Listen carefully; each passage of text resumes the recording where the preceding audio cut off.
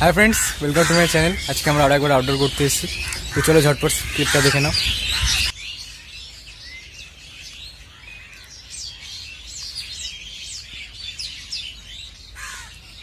আর তোমরা আমার ইনস্টাগ্রামে ফলো করতে পারো আর আমার ফেসবুক পেজটা লাইক করে দিও, লিঙ্কগুলো ডিসক্রিপশনে পেয়ে যাবে। আর চলো ভিডিওটা শুরু করি।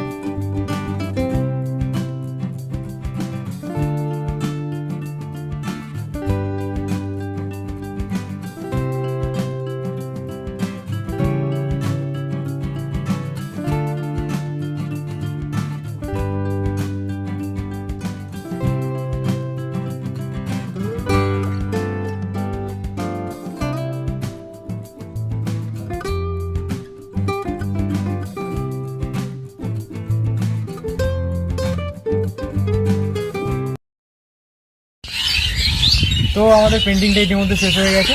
আর কমেন্টে জানাতে ভুলো না পেন্টিংটা কেমন লাগলো, ভালো লেগে থাকলে একটা লাইক করে দাও, আর যদি আমার চ্যানেল নতুন হয়ে থাকে একটা সাবস্ক্রাইব করে দাও। Thank you for watching, by.